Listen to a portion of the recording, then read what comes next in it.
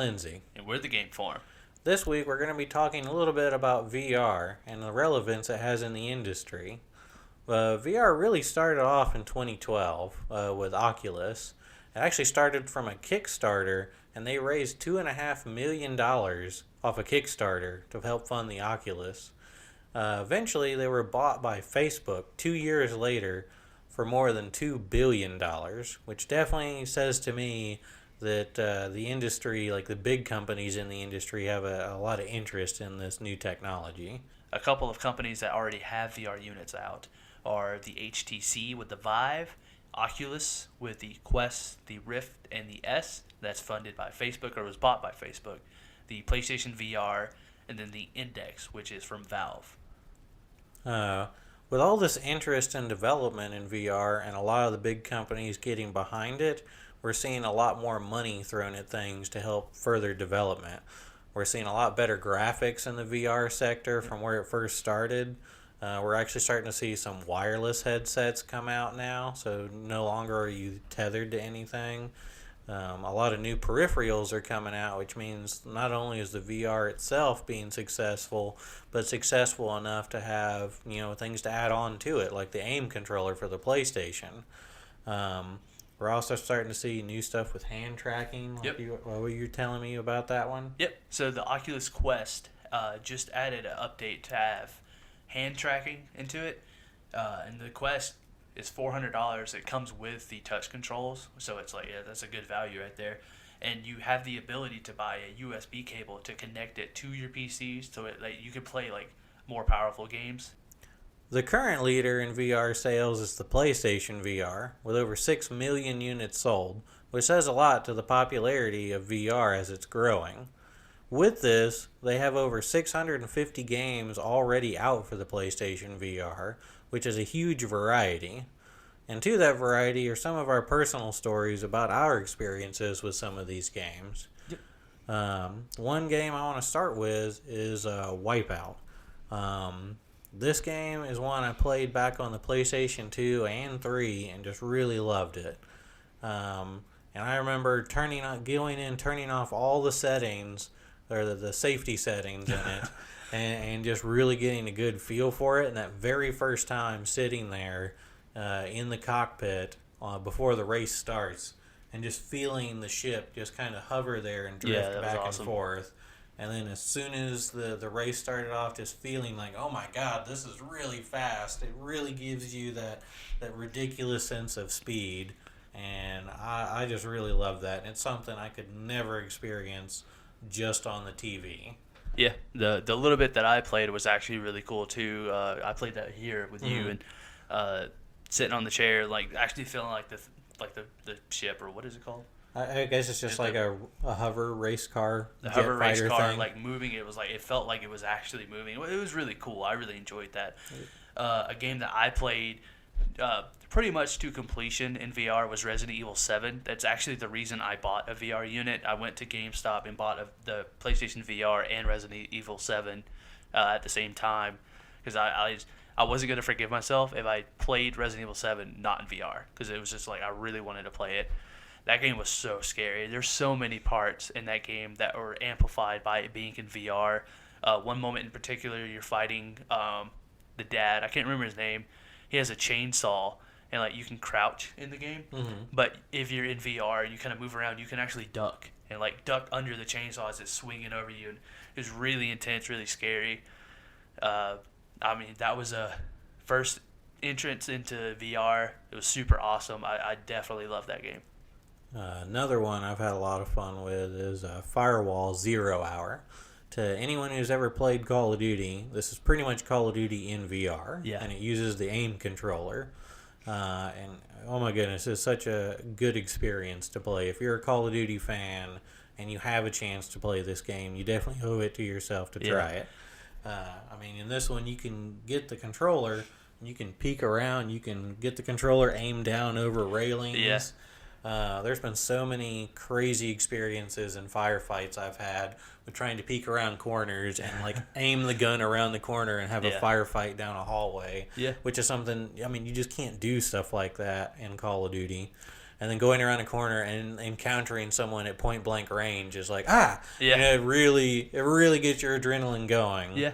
It's a really good experience unless you have only the DualShock 4, because like the 2 times that we played together and all I had was the controller, it was literally like you have to hold it up like this while you're trying to aim.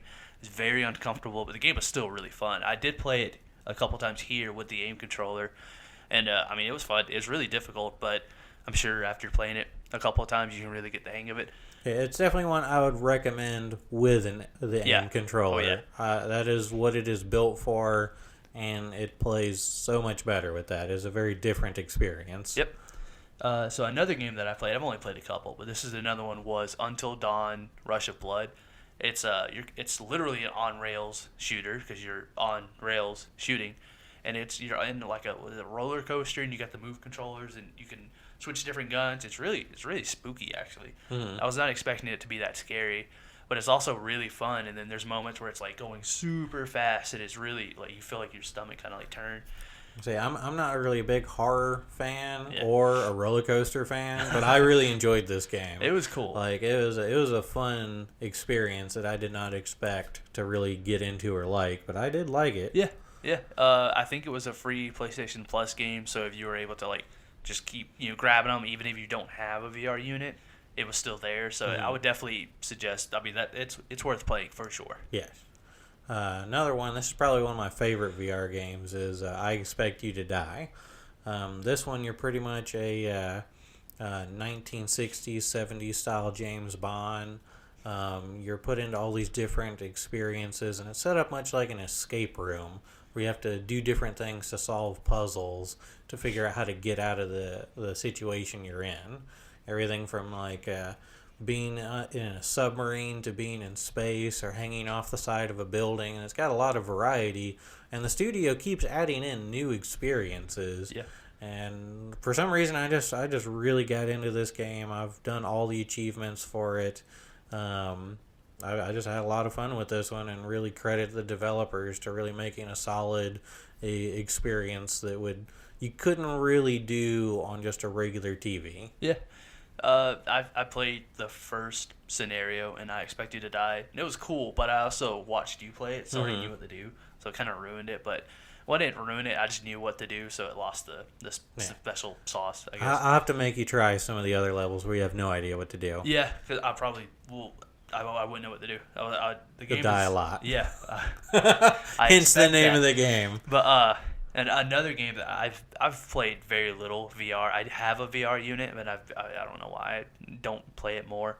But one game that I did play was Doom. I actually played that here as well, and I was expecting it to be the full game, which I guess that's on my bad for just assuming that. But it's like a shortened down version of the Doom 2016. It was super cool. The movement was still fluid. The gunplay was really cool, fighting the mini bosses or so, like they're really big and scary and stuff.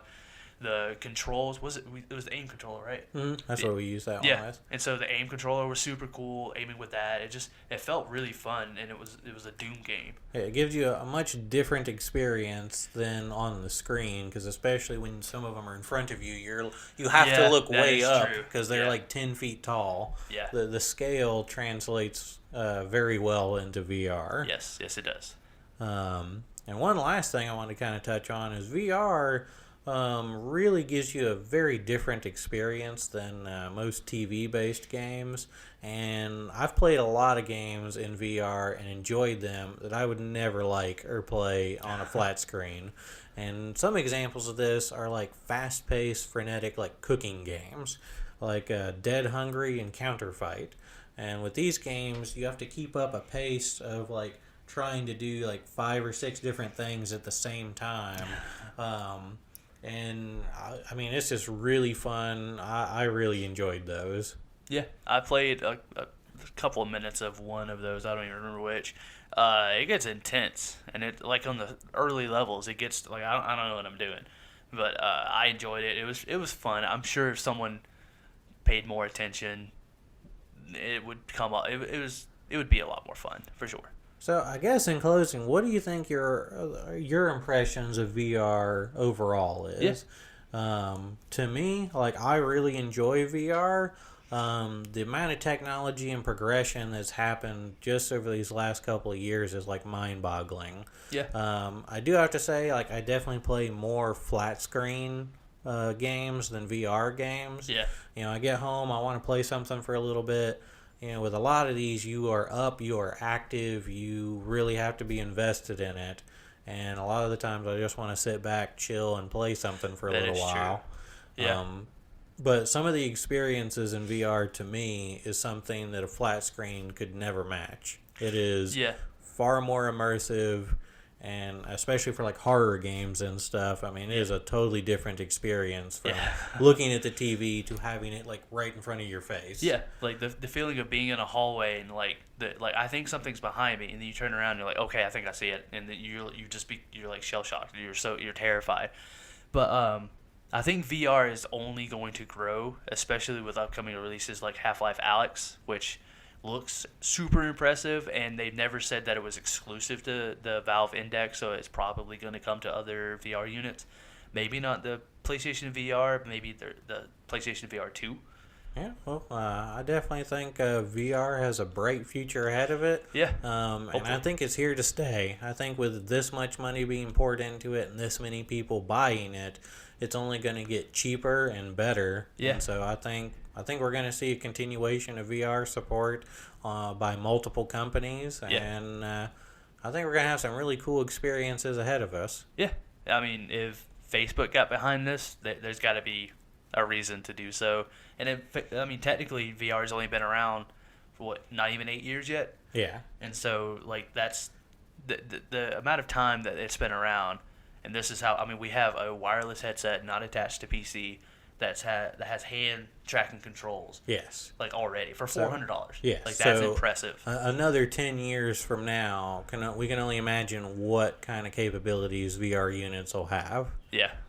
Maybe the sequel to Ready Player One will be in VR. Yeah, well, I guess we'll find out. Yep. So I guess stay tuned for future episodes from us. That's all we got for this week. Yep. I'm Zach. And I'm Lindsay. And we're the Game Forum.